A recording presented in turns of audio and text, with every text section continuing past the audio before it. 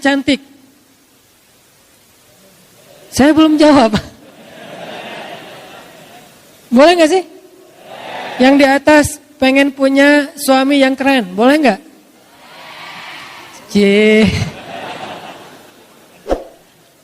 Boleh share akun Instagramnya ke belakang? Diedit dulu tapi postingannya. Yang warnanya gelap diterangin ya. Kenapa boleh? Padahal di dalam ayat ini Allah mengatakan zuyyina linnas hubbus syahawati minan nisa. Dijadikan terasa indah di pandangan manusia itu syahwati minan nisa. Syahwat itu bukan cuma cinta ya. Di sini bahasanya terjemahannya halus. Syahwat itu kebutuhan biologis. Sehingga ada yang ngomong gini nih, sering ada di komen, ada di statement di sosmed tuh gini. Nikah mah jangan karena hawa nafsu, tapi karena Allah. Sehingga kalau ada yang nanya ke saya, Ustadz tuh nikah nafsu gak sih? Nafsu, saya bilang. Kalau nggak nafsu gimana caranya? Wah, Ustadz nggak benar, berarti nikahnya nggak ikhlas karena nafsu. Perhatikan firman Allah di surat Al-Mu'minun. Walladzina hum li furujihim hafizun illa ala azwajihim. Orang yang menjaga, kemaluannya kecuali kepada istri-istri mereka.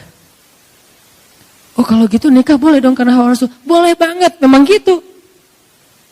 Bukankah makna litaskunu ilaiha yang kita singkat dengan istilah sakinah itu adalah laki-laki supaya merasa tentram kepada perempuan? Itu bahasa kiasan. Al-Quran itu punya gaya bahasa kiasan, punya gaya bahasa peribahasa Al-Quran itu ada. Salah satu peribahasa Al-Quran itu inna angkaral aswat la sautul hamir. Sesungguhnya seburuk-buruk suara itu suara keledai. Itu peribahasa Al-Quran. Ada juga kiasan. Kiasannya apa? Yang tadi kiasannya litaskunu ilaiha, supaya kalian merasa tentram kepada istri kalian.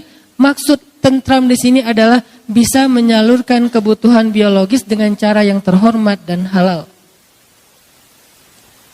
Masa sih Ustadz? Nih, dengerin hadis Nabi. Ada seorang sahabat nanya ke Nabi gini, ya Rasulullah, memangnya kalau seorang laki-laki menyalurkan kebutuhan biologisnya kepada perempuan istrinya, itu berpahala nggak sih Rasul? Syahwat kepada istri, pahala nggak sih Rasul? Nabi balik bertanya, kalau dia menyalurkannya kepada selain istrinya, dosa nggak? Dosa. Begitu juga kalau dia melakukannya kepada istri yang sah, maka dia menjadi pahala dan ibadah. Oh, kalau gitu harus hawa nafsu? Iya. Walaupun itu bukan yang terpenting. Tapi Nabi meletakkan itu di awal. Ketika Nabi mengatakan pilihlah perempuan karena 4 hal. Yang paling depan apa? Fisik kan? Walaupun yang paling utama apa? Agama, iman. Tapi Nabi nggak meletakkan agama di depan, padahal agama paling utama. Kenapa? Nabi itu kalau ngomong yang realistis. Walaupun punya idealisme. Ini lihat gaya bahasa Nabi ini. Kalau kita kan agama. Kata Nabi, bukan. Fisik dulu, harta, keturunan, baru agama. Tapi kalau disuruh pilih, agama dulu. Tapi Nabi nyebutnya apa? Fisik dulu kan? Kan kita nggak tahu seseorang itu soleh atau enggak pas kita baru ketemu, baru lihat akunnya, ketahuan soleh atau enggak ketahuan. Pasti yang pertama kita lihat hasil editan di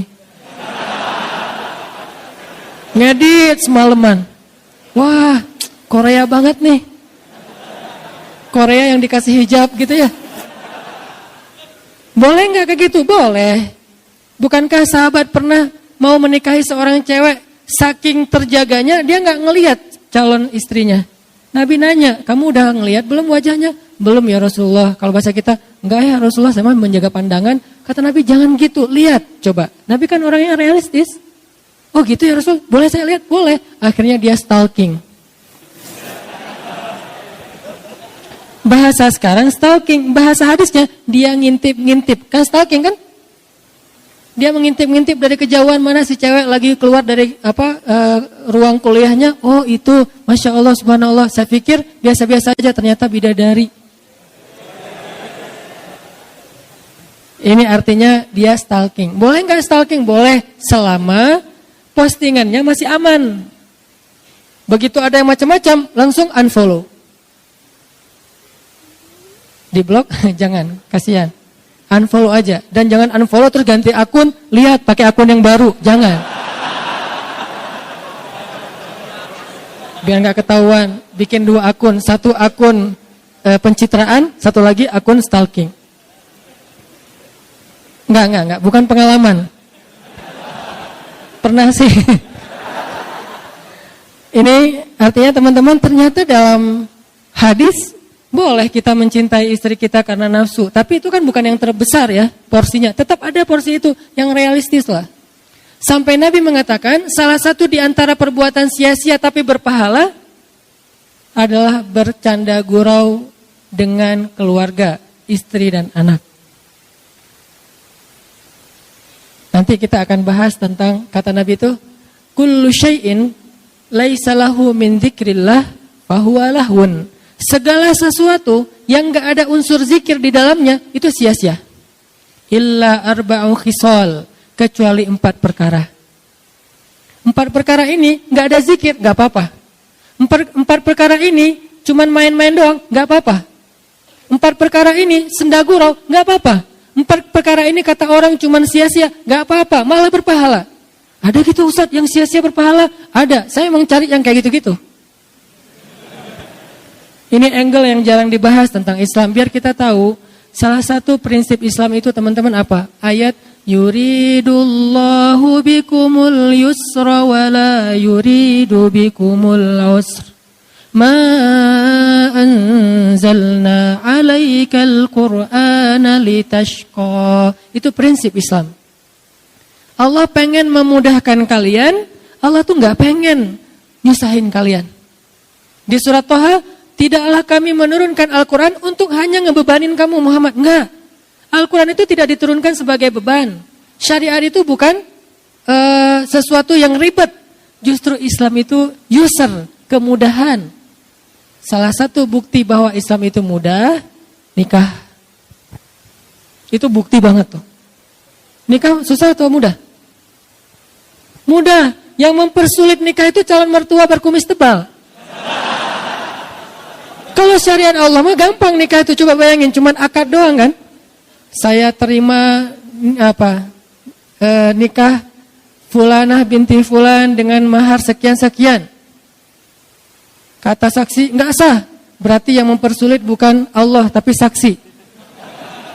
Kenapa saksi mempersulit? Ternyata saksinya mantan. Hati-hati cari saksi ya.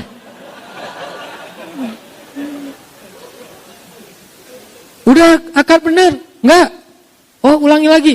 Sah saksi? Belum. Seharian enggak bakalan sah kalau saksinya adalah M bintang-bintang.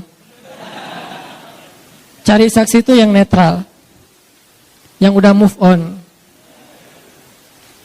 Ustadz, insya Allah ya. Nih teman-teman, artinya akad nikah itu sederhana loh. Kalau kita nggak bisa akad dengan bahasa Arab, maka kita bisa pakai bahasa Indonesia. Nggak bisa hafal, boleh nyontek. Salah bisa diulang. Salah lagi bisa diulang. Nggak boleh sampai 3 kali salah, passwordnya dikunci. Nggak ada tuh. Kan kalau akun yang lain 3 kali salah masukin password nggak bisa lagi ya. Kita harus detek lagi tanggal lahir, nama ibu, permainan yang disukai waktu kecil, segala macam. Kalau lupa gimana? Itu sulitnya birokrasi manusia. Kalau Allah mah asik-asik aja.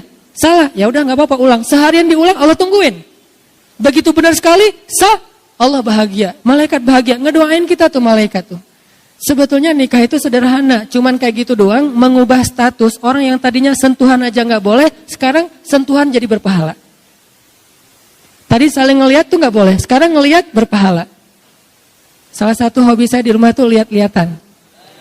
Maaf ya. Saya tuh kalau di rumah gini aja. Masya Allah. Tuh, wah, saya di rumah alhamdulillah ya. Jarang sholat sunnah kecuali sholat sunnah yang muqayyad. Kalau mutlak itu jarang. Sholat sunnah mutlak itu kan bebas ya kapan aja ya. Itu jarang. Karena diganti dengan